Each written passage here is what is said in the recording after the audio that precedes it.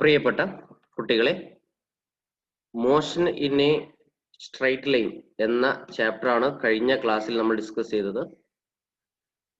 ഇന്ന് motion in A plain എന്ന നാലാമത്തെ ചാപ്റ്റർ തുടങ്ങുകയാണ്. കഴിഞ്ഞ ചാപ്റ്ററിൽ നമ്മൾ പറഞ്ഞിരുന്നു, in one dimensional motion A straight line ഒരു വൺ ഡയമെൻഷണൽ മോഷൻ ആണ്. In one dimensional motion the object moves in A straight line and so vector quantities are handled easily because their direction is given by positive and negative sign. അല്ലെ, ഒരു straight line മോഷനിൽ ഒരു straight ലൈനിൽ move ചെയ്യുന്ന ഒരു ബോഡിക്ക്, one ഡയമെൻഷനിൽ move ചെയ്യുന്ന ഒരു ബോഡിക്ക് നമുക്ക് കുറച്ചും കൂടി ഈസിയാണ് കാര്യങ്ങൾ ഡീൽ ചെയ്യാൻ. വെക്ടറിനെ ഡീൽ ചെയ്യാനൊക്കെ വളരെ എളുപ്പമാണ്. കാരണം ഒരു പോസിറ്റീവോ നെഗറ്റീവോ മതി. അല്ലെ, നമ്മളിപ്പോൾ നൂലിൽ ഇങ്ങനെ വലിച്ചു കെട്ടി ഒരു ഉറുമ്പിനെ ഉണ്ടെങ്കിൽ, അല്ലെങ്കിൽ ഒരു സ്ട്രൈറ്റ് ലൈനിൽ ഒരു ബോഡി ഇങ്ങനെ മൂവ് ചെയ്യുമ്പോൾ മുന്നോട്ടുള്ള ഡയറക്ഷൻ നമ്മൾ പോസിറ്റീവ് കൊടുത്താൽ മതി. അത് ഡിസ്പ്ലേസ്മെന്റ് ആണെങ്കിലും വെലോസിറ്റി ആണെങ്കിലും ആക്സലേഷൻ ഒക്കെ ആണെങ്കിൽ പോസിറ്റീവ് കൊടുക്കുക. ഇനി തിരിച്ച് ബാക്കോട്ട് ആണെങ്കിൽ അതിന്റെ ഡയറക്ഷൻ നമ്മൾ നെഗറ്റീവ് എന്ന് പറഞ്ഞാൽ മതി. അപ്പൊ ഡിസ്പ്ലേസ്മെന്റ് നെഗറ്റീവ് എന്നൊക്കെ പറഞ്ഞാൽ സംഭവം ക്ലിയർ ആവും. അപ്പൊ നമുക്ക് ഇവിടെ പിന്നെ വെക്ടറുകൾ ഡീൽ ചെയ്യാൻ കുറച്ചും കൂടി ഈസി ആയിരുന്നു വൺ ഡയമെൻഷണൽ മോഷൻ ആണെങ്കിൽ.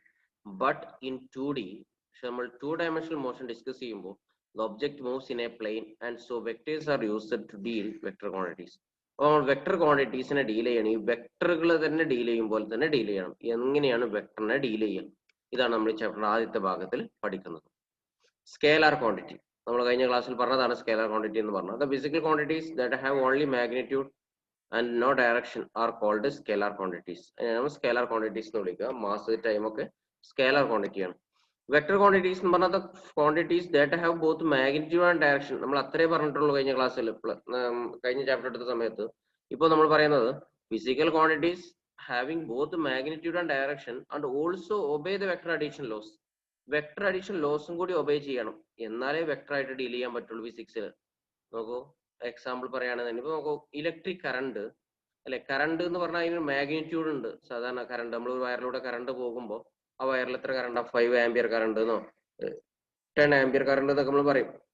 അപ്പോൾ അതിനൊരു മൂല്യമുണ്ട്, മാഗ്നിറ്റ്യൂഡ് ഉണ്ട്, അതിന് ഡയറക്ഷൻ ഉണ്ട്. ഒരു വയറിലൂടെ കറണ്ട് പോകുമ്പോൾ കറണ്ടിന്റെ ഡയറക്ഷൻ പറയണം, എവിടുന്ന് എങ്ങോട്ടാണ് കറണ്ട് പോകുന്നത്. അപ്പോൾ മാഗ്നിറ്റ്യൂഡും ഉണ്ട്, ഡയറക്ഷനും ഉണ്ട്.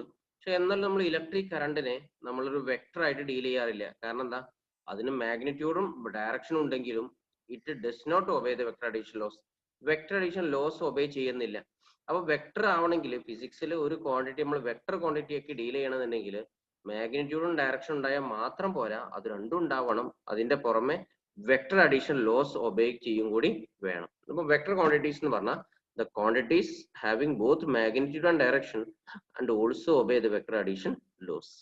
അല്ലെ, ഡിസ്പ്ലേസ്മെന്റ്, വെയിറ്റ്, വെലോസിറ്റി, ഫോഴ്സ്, ഇതൊക്കെ നമുക്ക് എന്താണെന്ന് പറയാൻ പറ്റും, വെക്ടർ ക്വാണ്ടിറ്റീസ് ആണ്.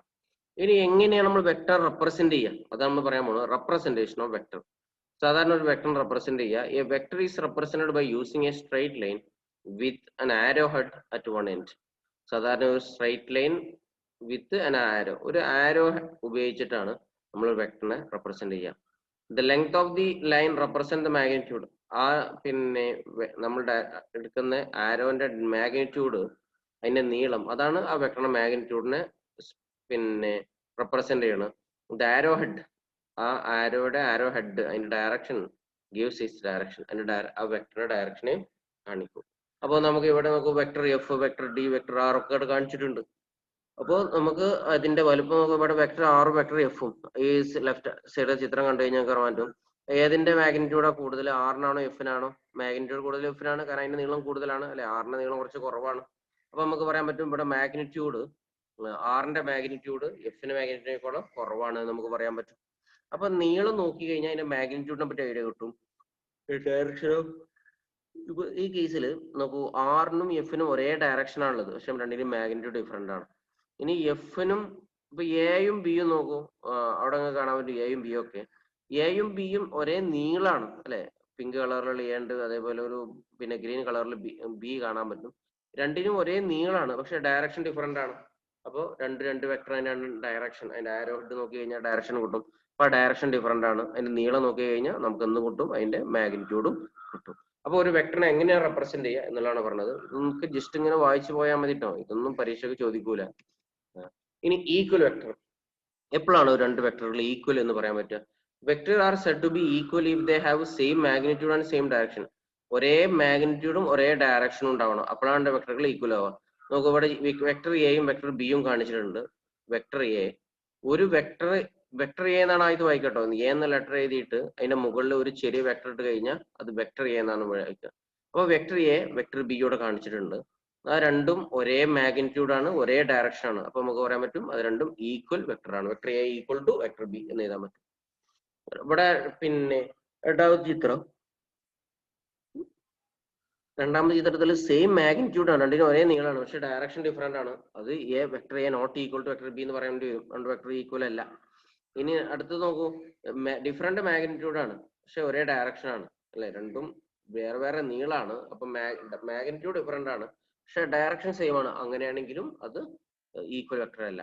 ഒരേ മാഗ്നിറ്റ്യൂഡും ഒരേ ഡയറക്ഷനും വരണം. ഇനി രണ്ടും തെറ്റാണെങ്കിലോ അപ്പോഴും ഈക്വൽ വെക്ടർ അല്ല എന്ന് നമുക്ക് പറയേണ്ടി വരും.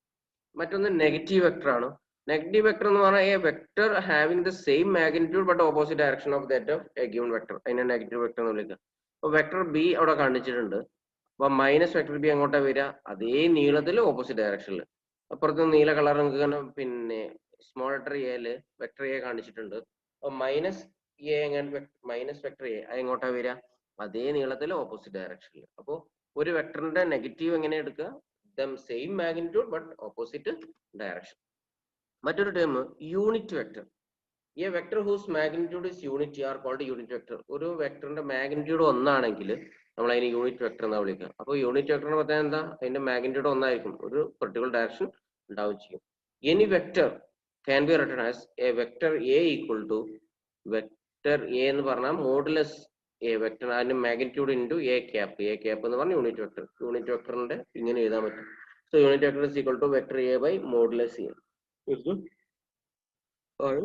നമ്മൾ കൊടുക്കുക. അപ്പൊ ഇത്രയും കാര്യങ്ങളാണ് നമ്മൾ ഈക്വൽ വെക്ടർ, അതേപോലെ നെഗറ്റീവ് വെക്ടർ, യൂണിറ്റ് വെക്ടർ. അടുത്തൊരു ടേമും കൂടി നമുക്ക് unit vector is in rectangular coordinate. നമുക്ക് സാധാരണ ഇത് റെക്ടാങ്കുലർ കോർഡിനേറ്റിലുള്ള എക്സ് വൈ സെഡ് ആക്സിസിലെ യൂണിറ്റ് വെക്ടറുകൾ smaller I, smaller J, smaller K, I cap, J cap, K cap ഇങ്ങനെയാണ് റെപ്രസെന്റ് ചെയ്യുക. ഇനി സീറോ വെക്ടർ എന്ന് പറഞ്ഞു കഴിഞ്ഞാൽ a vector which has zero magnitude and എന്താണ് പറയുക, ഒരു direction. The direction is not specified since its magnitude is zero. അപ്പോൾ ഒരു വെക്ടർ സീറോ വെക്ടർ എന്ന് പറഞ്ഞാൽ അതിന് മാഗ്നിറ്റ്യൂഡ് ഉണ്ടാവില്ല, ഒരു ഡയറക്ഷൻ നമുക്ക് സ്പെസിഫൈ ചെയ്യും വേണ്ടി വരില്ല.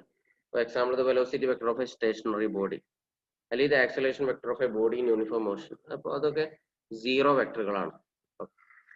ഇനി പൊസിഷൻ വെക്ടർ എന്ന് പറഞ്ഞു കഴിഞ്ഞാൽ it is the vector from the origin of the coordinate to the position of the object. ഒരു ഒബ്ജക്റ്റിലേക്കുള്ള സെന്റർ അതിന്റെ ഒറിജിൻ എന്നുള്ള ദൂരത്തിനാണ് അതിന്റെ പൊസിഷൻ വെക്ടർ എന്ന് വിളിക്കുക. അപ്പോൾ വെക്ടറിനെ ജസ്റ്റ് ഒന്ന് സ്റ്റാർട്ടിംഗ് ആണ് നമ്മളിവിടെ കൊടുത്തത്. ഇനി നമുക്ക് ഇതിന്റെ അടുത്തൊരു ഭാഗം നമുക്ക് അടുത്ത ക്ലാസ്സിൽ പറയാൻ പറ്റും. അപ്പോൾ ഇവിടെ നമ്മൾ വെക്ടർ എങ്ങനെയാണ് ജസ്റ്റ് ഒന്ന് ഫാസ്റ്റ് ആയിട്ട് പറഞ്ഞു പോയിട്ടേ ഉള്ളൂ. എല്ലാവരും ഒന്ന് നോക്കുക, സംശയങ്ങൾ ഉണ്ടെങ്കിലൊക്കെ ചോദിക്കുക.